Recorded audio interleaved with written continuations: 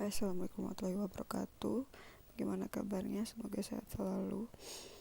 Hari ini Ibu akan membahas tentang karena materi kita alhamdulillah sudah habis ya, untuk ulangan untuk UAS nanti.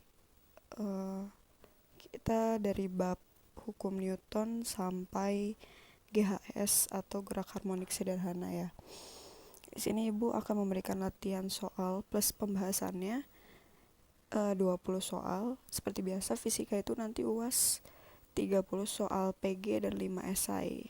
Jadi ini sebagai gambarannya, Ibu berikan 20 soal, sisanya kalian belajar dari materi hukum Newton sampai GHS yang tadi sudah Ibu beritahu. Ya, kita mulai dari nomor 1. Sebuah benda bermasa 5 kg bergerak di permukaan bidang datar yang licin dengan kecepatan 4 meter per sekon. Setelah menempuh jarak 12 meter, kecepatannya menjadi 8 meter per sekon. Berapakah besar gaya yang bekerja pada benda? Oke, di soal seperti biasa kita tulis dulu yang diketahuinya. Yang pertama masanya 5 kg, kemudian kecepatan awalnya V1-nya 4 meter per sekon. Kemudian setelah menempuh jarak berarti S-nya 12 meter, kecepatannya menjadi berarti V2-nya 8 meter per sekon. Yang ditanyakannya adalah gaya atau F ya. Nah, berdasarkan hukum Newton 2 ya, kalau sudah diketahui kecepatan nanti berhubungannya dengan percepatan. Nah, itu masuk ke hukum Newton 2. Berarti F sama dengan M dikali A. Nah, bagaimana untuk mencari percepatannya jika hanya diketahui kecepatan dan jarak yang ditempuh? Nah, kita ingat kembali rumus gerak lurus berubah beraturan atau GLBB. Kan ada 3 rumus ya. Salah satunya adalah yang VT kuadrat sama dengan V0 kuadrat ditambah 2AS. Nah, di sini kita gunakan untuk mencari percepatannya. Karena memang yang diketahui di soal kecepatan dan jaraknya. Jadi cocok untuk rumus tersebut. V kuadrat sama dengan V1 kuadrat ditambah 2AS. V2-nya tadi 8 ya. V1-nya 4. 8 kuadrat min 4 kuadrat sama dengan 2A, A yang dicari. S-nya jaraknya ya 12. 8 kuadrat 64, 4 kuadrat 16, jadi 64 dikurangi 16 itu 48 sama dengan 24A, berarti A-nya 48 dibagi 24. Itu sama dengan 2 meter per sekon kuadrat. Maka kita bisa mencari gayanya yang nilainya sebesar massa dikali percepatan. Masanya 5, percepatannya 2. Jadi 5 kali 2, 10 Newton. Oke.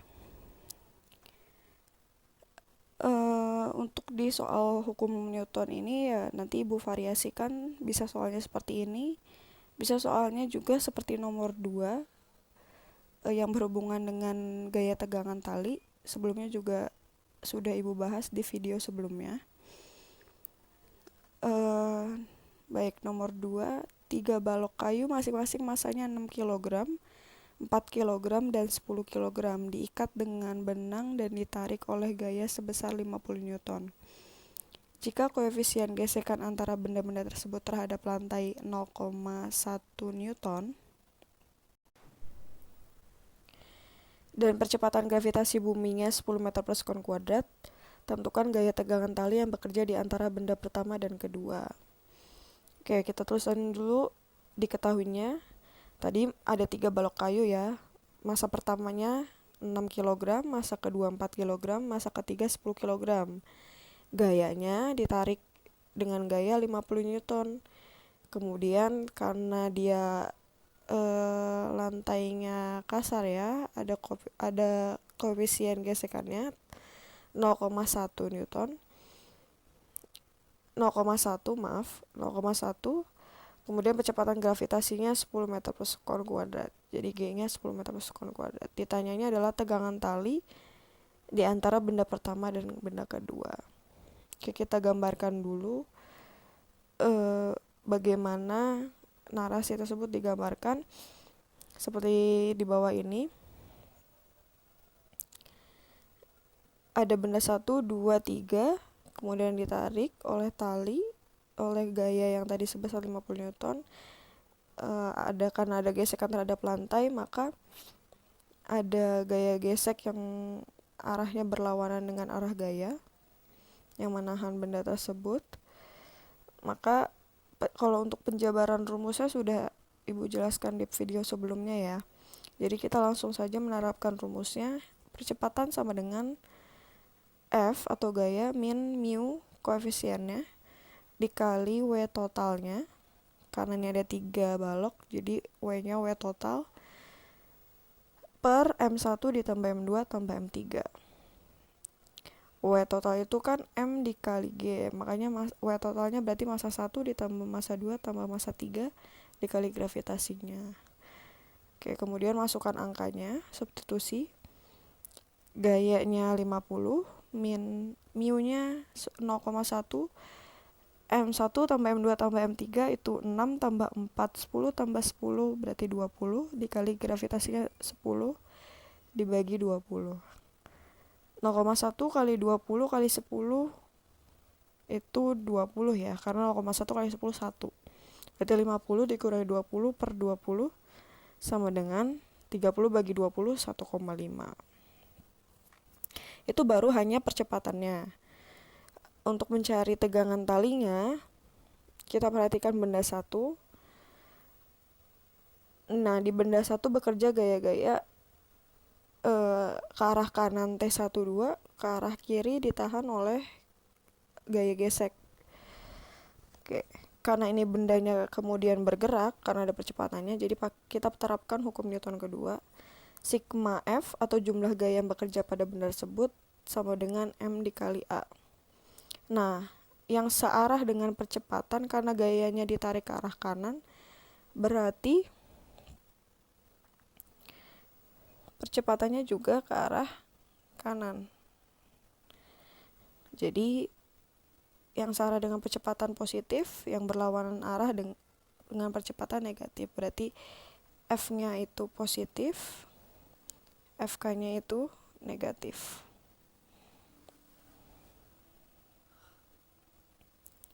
Oke, berarti T12 kan tadi T12 min FK sama dengan M1 dikali A. Berarti T12 sama dengan M1 kali A pindah ruas ya. Untuk mencari T12 FK-nya pindah ruas. M1-nya 6, A-nya 1,5 yang sudah kita cari tadi, ditambah FK-nya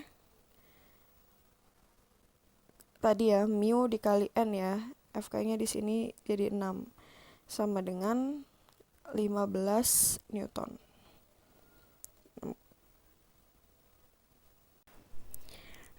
Ya, ini FK-nya kenapa bisa 6, Bu? Ini FK-nya adalah yang sudah kita ketahui ya. FK itu mu dikali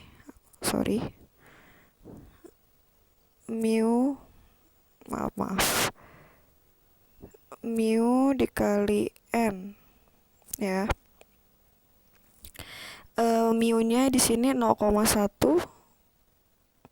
Kemudian N-nya itu kalau kita perhatikan di hukum Newton 1, N sebanding dengan W ya.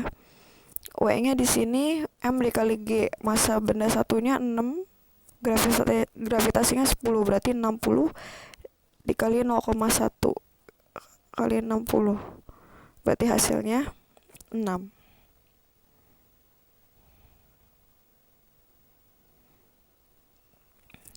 Oke, makanya di situ FK-nya adalah 6 ya. Oke, kita lanjut ke soal nomor 3. Nah, ini sudah masuk ke hukum gravitasi Newton ya. Oke. Apabila jarak dua benda dijadikan 3 kali jarak semula, maka besarnya gaya gravitasi akan menjadi diketahuinya tadi jarak, berarti R ya, R2 nya itu sama dengan 3 kali jarak semula, 3 kali R1. Yang ditanyakan ini adalah gayanya, berarti F2 nya. Nah, kita ketahui untuk gaya gravitasi itu nilainya adalah G atau tetapan gravitasi dikali M1 dikali M2 per R kuadrat. Maka dari rumus kita ketahui F itu sebanding dengan 1/R kuadrat. Nah, untuk mencari F2 berarti kita bandingkan saja dengan F1-nya. F2 per F1 karena tadi F-nya adalah sebanding dengan R 1/R, berarti kalau F2 sebandingnya dengan R1, F1-nya berarti sebandingnya dengan R2 kuadrat. Jadi dibalik ya. Tinggal substitusi, R1-nya tetap R1, R2-nya tadi diketahui di soal 3 kali jarak semula, berarti 3R1 dikuadratkan. Berarti F2, F1-nya naik ke atas ya. Kan F1-nya naik ke atas. Di sini F1-nya. Karena perkalian silang, R1-nya sama-sama dicoret, berarti 1/3, 1/3 dikuadratkan jadi 1/9. Maka besar F2 adalah F2 sama dengan 1/9 dikali F1.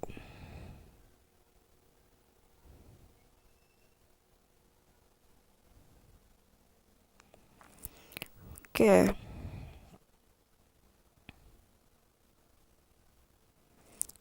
Untuk soal nomor 4. Benda A dan B masing-masing berada pada ketinggian R dan 3R dari permukaan bumi yang berjari-jari R. Jika massa benda A 2 kali massa benda B, maka perbandingan kuat medan gravitasi di tempat benda A dan di tempat benda B adalah. Sebenarnya soal ini sudah pernah Ibu berikan, soalnya tipe-tipe seperti ini di latihan soal sebelumnya ya. Kalau ditanya dia kuat medan gravitasi, itu sama saja mencari gravitasi di tempat tersebut ya, atau G kecilnya. Bedanya G besar dan G kecil itu percepatan gravitasi atau yang bisa kita sebut juga kuat medan gravitasi. G besar itu ketetapan atau konstanta gravitasinya ya, yang besarnya 6,67 dikali 10 pangkat min 31. Nah, di sini diketahui RA-nya atau jaraknya dari permukaan bumi, jarak benda A-nya itu R. Kemudian jarak dari permukaan bumi untuk benda B itu 3R. Sedangkan jari-jari buminya adalah R. Kalau misalnya bendanya berada pada jarak tertentu di atas permukaan bumi, maka jari-jarinya jaraknya harus ditambah dengan jari-jari buminya. Berarti di sini untuk jarak A, R ditambah R sama dengan 2R. Jarak B berarti 3R ditambah R yang atau jari-jari bumi tadi sama dengan 4R. Yang ditanyakan adalah perbandingan gravitasi, kuat medan gravitasi di benda A dan B. Oke, nah tadi kuat medan gravitasi atau gravitasi itu sendiri sama dengan G besar atau konstanta gravitasi dikali M-nya per R kuadrat. Sama seperti tadi gaya gravitasi, berarti gravitasinya sini, kuat medan gravitasinya itu sebanding dengan 1/R kuadrat atau 1/, jarak kuadratnya. Berarti di sini perbandingannya GA per GB sama dengan, kebalikannya lagi ya tadi, RB per RA dikuadratkan. RB-nya tadi sudah kita cari 4R, RA-nya itu 2R, R sama-sama dicoret, berarti dikuadratkan 4 bagi 2, 2 dikuadratkan 4 bagi 2, 2 dikuadratkan jadi 4. Atau di sini GA per GB sama dengan 4/1. Oke, selanjutnya nomor 5. Pada titik-titik sudut sebuah segitiga sama sisi dengan panjang sisi A, masing-masing ditempatkan benda bermassa M. Jika konstanta gravitasi umum G besar, maka besar gaya gravitasi yang dialami dalam salah satu benda adalah, maaf ya ini salah tulis, salah satu bukan salam satu. Oke, diketahuinya kita gambarkan dulu segitiga sama sisi yang panjang sisinya sama ya, A. Nah, ditaruh benda di titik A, B, C itu sebesar masanya M. Yang ditanyakan adalah salah satunya aja. Misal kita ambil di titik A, gaya gravitasinya bagaimana? Berarti di sini ada A terhadap C, berarti F itu gaya AC. A terhadap B berarti gaya FAB.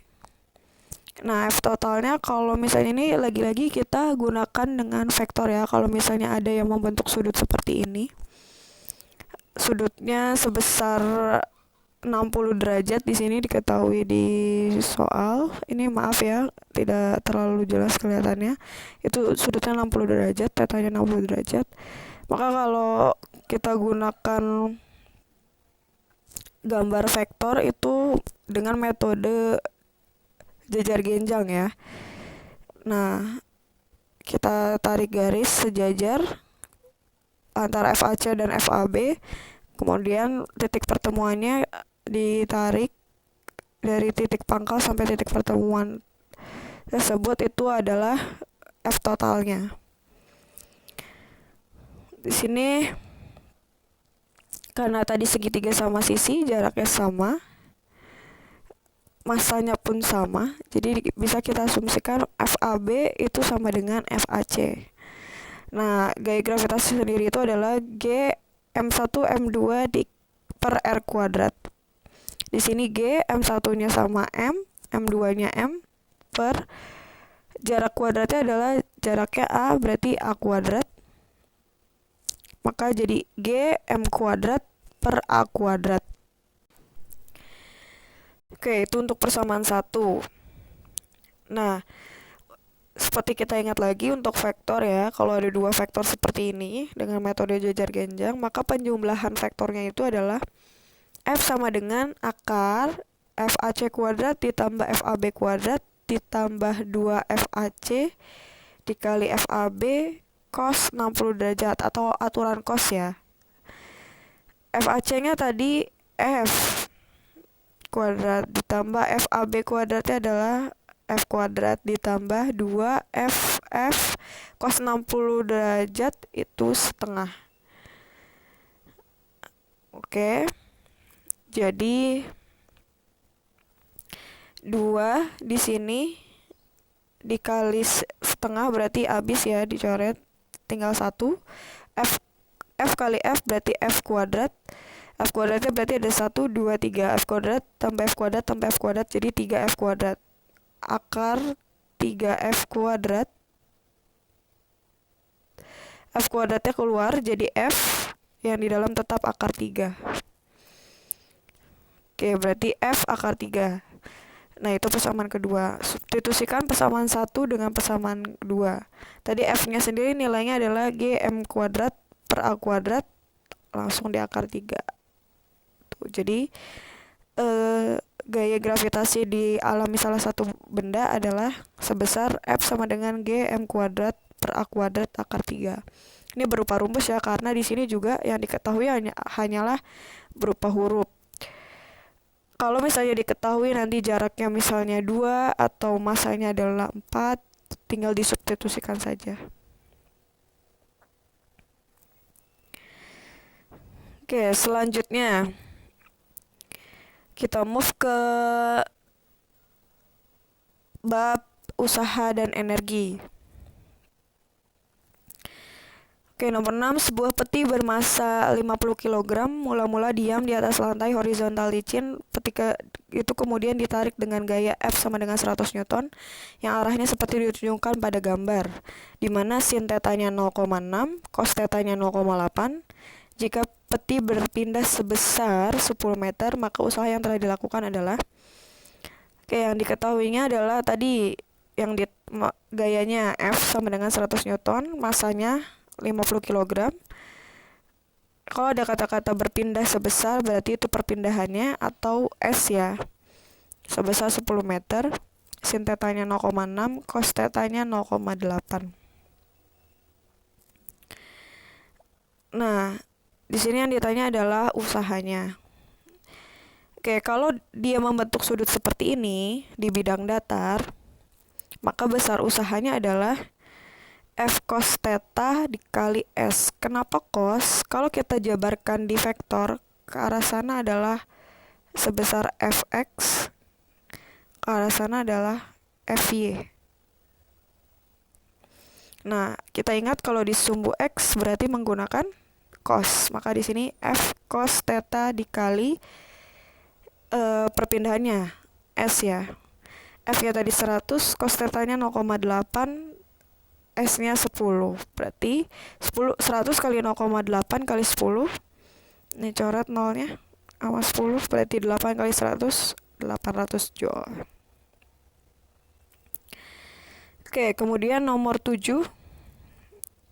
Ini juga sering keluar di soal-soal untuk usaha dan energi. Sebuah benda bermasa 20 kg terletak pada bidang miring dengan sudut 30 derajat terhadap bidang horizontal. Jika gaya gravitasinya, tetapan gravitasinya atau G sama dengan 9,8 meter per sekon kuadrat dan benda bergeser sejauh 3 meter ke arah bawah, usaha yang dilakukan oleh gaya berat adalah masanya tadi M-nya diketahuinya masanya M-nya 20 kg, θ-nya atau sudutnya 30 derajat, G-nya 9,8, berpindah sejauh berarti S-nya 3 meter. Yang ditanya adalah usahanya, work-nya ya, W. Oke, maaf bahasa Inggrisnya kurang baik ya. Oke, di sini dijawab W-nya sama dengan F dikali S, karena di sini usaha yang dilakukan oleh gaya berat, jadi langsung W sin theta dikali S. W-nya itu sendiri M kali G, sin theta dikali S. M-nya 20, G-nya 9,8, sin 30 derajat dikali 3. Hasilnya 294 joule. Oke, lanjut. Nomor 8. Sebuah partikel bermasa 4 kg bergerak lurus dengan kecepatan konstan 2 meter per sekon. Kemudian sebuah usaha 8 joule dilakukan pada partikel tersebut sehingga kecepatannya akan menjadi, tadi masanya diketahui M-nya 4 kg, V1-nya 2 meter per sekon. Usahanya adalah 8 joule, yang ditanyakan adalah kecepatannya setelah usahanya diberikan tersebut. Nah, di sini usaha ya. Jika kalau misalnya diketahui massa dan kecepatan, maka usaha itu sebanding dengan energi kinetik. Tapi kalau nanti diketahuinya massa, ada gravitasi, ada ketinggian, maka besarnya usaha itu sama dengan energi potensial, yang nilainya adalah M kali G dikali H. Oke, di sini karena tadi massa dan kecepatan, maka kita besarnya usaha sebanding dengan perubahan energi kinetiknya, yang nilainya sebanding dengan setengah M dikali V2 min V1 dikuadratkan. Usahanya tadi 8 sama dengan setengah dikali massanya 4, V2 min V1-nya 2 dikuadratkan. Oke, setengah dikali 4 berarti 2. Oke, 2-nya itu turun ke bawah ya. Jadi 8 bagi 2 hasilnya 4. Sama dengan V2 kuadrat min 2 kuadrat itu 4. Berarti 4-nya pindah ruas. 4 tambah 4, 8, berarti V2 kuadrat sama dengan 8. V2-nya akar 8. Untuk menghilangkan si kuadratnya berarti 8-nya diakarkan. Oke, 8 itu kan 4 kali 2. 4 bisa dikeluarkan dari akar jadi 2, akar 2 meter per sekon. Oke, nomor 9.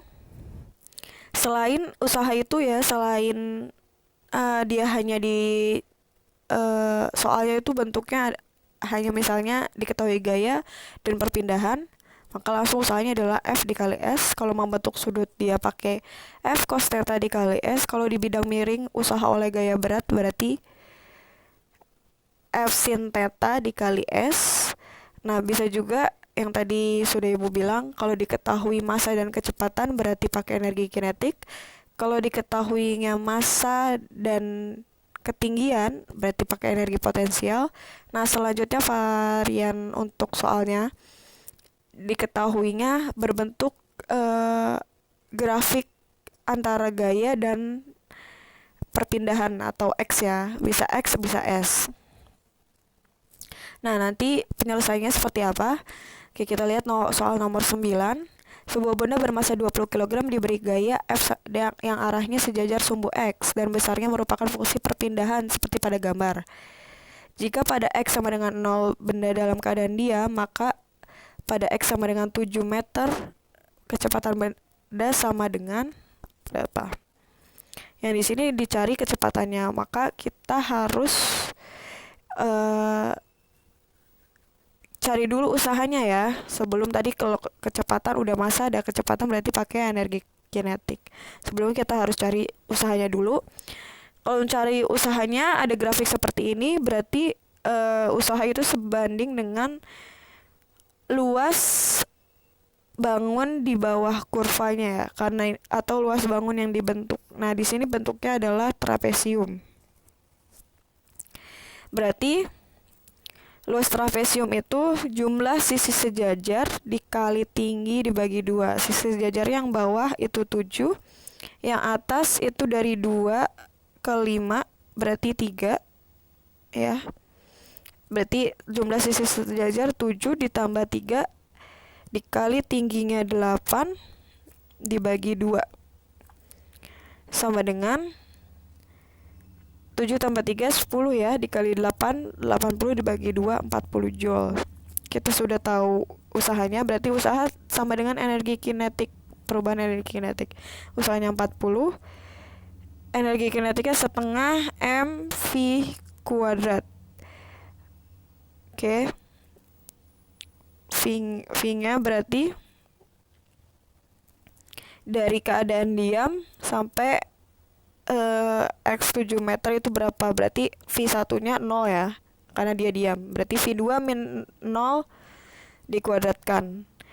40 sama dengan setengah kali 20, 10. Sama tadi 10-nya pindah ke bawah, jadi dibagi 40 bagi 10, 4.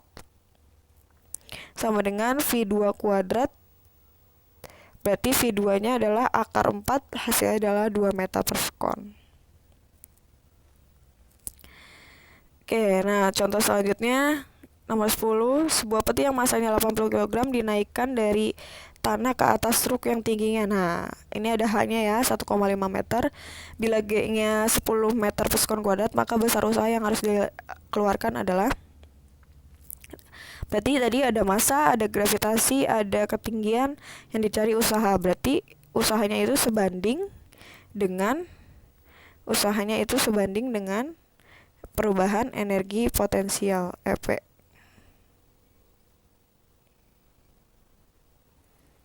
Energi potensial, maaf ya jelek tulisannya. Oke. Berarti massanya tadi 80, G-nya 10, H-nya 1,5. Berarti 1200 joule. Oke. Nomor 11, soalnya tersebut seperti itu. Yang diketahui di soal berarti ketinggiannya 30 meter. Air terjun setinggi 30 meter ya. Volumenya itu tadi setiap detik air mengalir 15 meter kubik, berarti itu volumenya. Efisiensinya bentuknya seperti itu ya, efisiensi sama dengan 50%, gravitasinya 10. Daya rata-rata dalam kilowatt yang dihasilkan, berarti daya output ya yang dihasilkan. Oke, sebelum, kan rumus efisiensi adalah daya output per daya input dikali 100%. Berarti kita harus mencari daya inputnya dulu untuk mengetahui daya outputnya. Oke, daya inputnya itu, daya itu sendiri adalah usaha dibagi waktu. Usahanya karena tadi di sini diketahui massa, ada gravitasi, ada ketinggian, maka kita usahanya adalah sebanding dengan energi potensial dibagi waktu. Loh, masanya bagaimana, Bu? Nah, kita punya karena di sini ketahui volume, untuk mencari massa berarti kita terapkan rumus massa jenis yang rho sama dengan M dikali V, berarti massa sama dengan rho dikali V. Karena ini air, maka massa jenisnya adalah 1000 kg per meter kubik. Nah, dikali volumenya 15, berarti 1000 kali 15, 15.000 kg. Tadi langsung M-nya 15.000, G-nya 10, H-nya 30, waktunya adalah tiap detik, berarti 1 detik ya, per 1 detik berarti T-nya 1. Hasilnya 4.500 watt. Oke, tadi efisiensi sama dengan P output dibanding P input dikali 100%. Efisiensi 50% sama dengan P output yang dicari per P inputnya yang tadi udah kita cari 4.500.000 dikali 100%. Persennya sama-sama coret. Oke. Jadinya hasilnya P outputnya adalah 2.250.000 watt. Karena di soal diminta kilowatt, tinggal dibagi 1000 yang hasilnya 2.250 kilowatt. Oke, untuk soal nomor 12 sampai 18 itu masuk ke bab momentum dan impuls. Ya, oke. Nomor 12. Sebuah benda yang mempunyai massa 100 gram bergerak lurus dengan kecepatan 10 meter per sekon dan percepatannya 2 meter per sekon kuadrat. Perubahan momentum benda setelah bergerak 5 sekon adalah masanya 100 gram. Kita ubah harus ke kilogram ya, sesuai standar internasional. 100 gram ubah ke kilogram berarti dibagi 1000, hasilnya 0,1. Kecepatan pertamanya adalah 10 meter per sekon, percepatannya A-nya 2 meter per sekon kuadrat, waktunya adalah T-nya 5 sekon. Yang ditanya adalah momentum. Oke. Momentum itu nilainya sebanding dengan massa dikali perubahan kecepatan. Nah, karena tadi kecepatan pertamanya 10, berarti kita harus nyari kecepatan akhirnya atau V2-nya. Kita terapkan rumus GLBB ya. Oke, karena ini sini bergerak lurus. Berarti V2 sama dengan V1 ditambah A dikali T. V2-nya sama dengan V1-nya tadi 10, A-nya 2, T-nya 5. 10 tambah 2 kali 5, 10 tambah 10, 20. Berarti masuk ke persamaan perubahan momentum yang M sama dikali V2 min V1, berarti M-nya 0,1, V2-nya 20 min 10. 0,1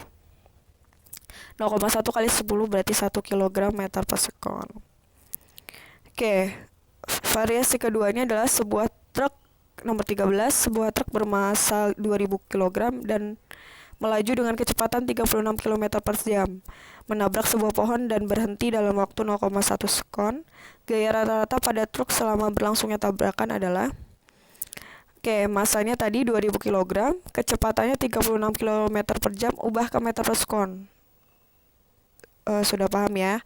36 km diubah ke meter dikali 1000 berarti 36.000.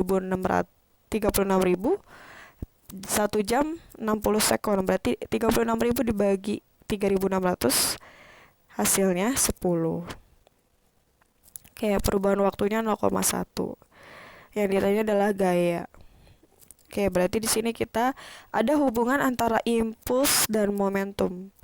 Jadi impuls itu bisa sama dengan perubahan momentumnya. Impuls sendiri itu adalah gaya dikali perubahan waktu sama dengan perubahan momentum tadi massa dikali V2 min V1. Berarti gaya itu sendiri adalah M dikali V2 min V1 dibagi delta T-nya.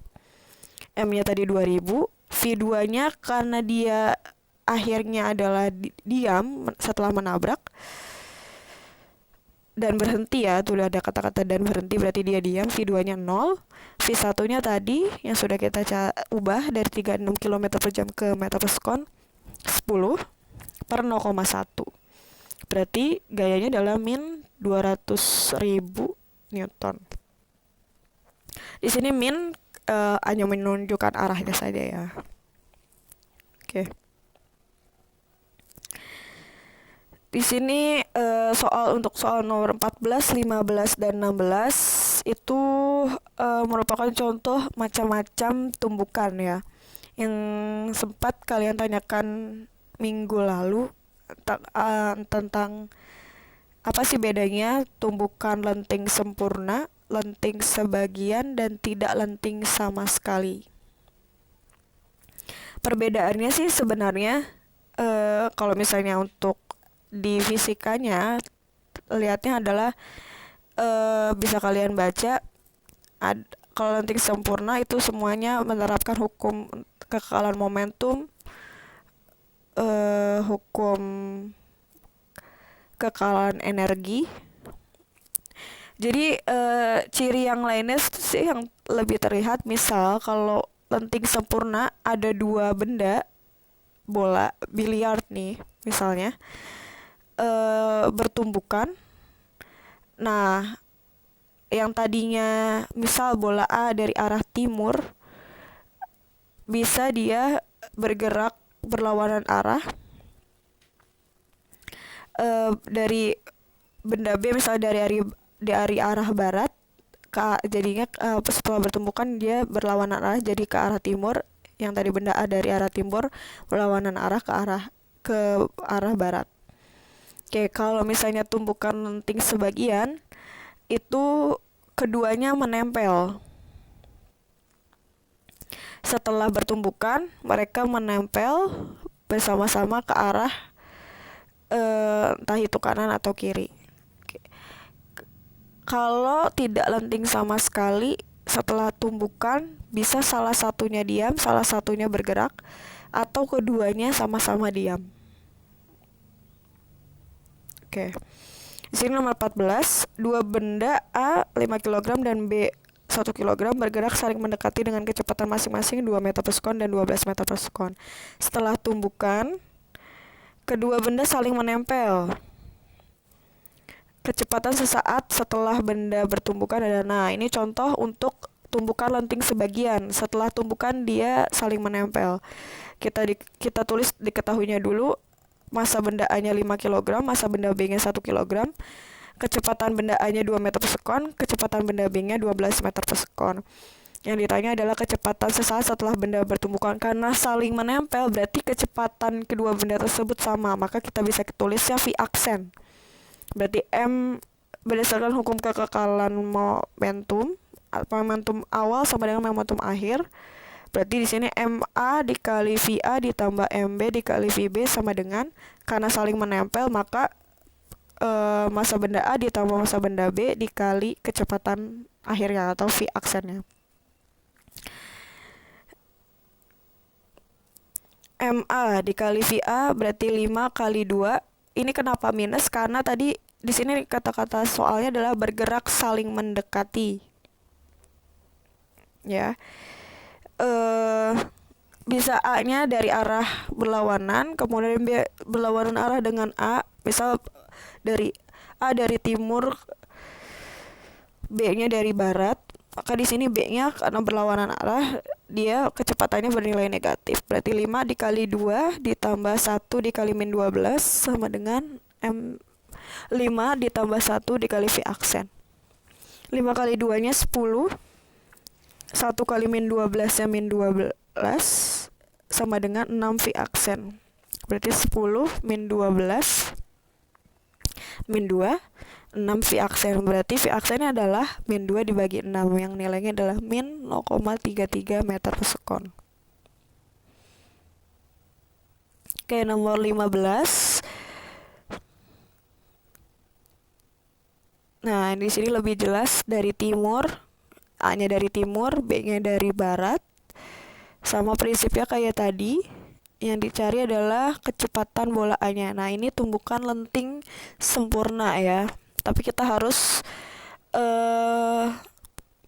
mencari ke arah mana si VA-nya bergerak. Apakah setelah bergerak dia tetap berlawanan arah atau tetap ke arah timur.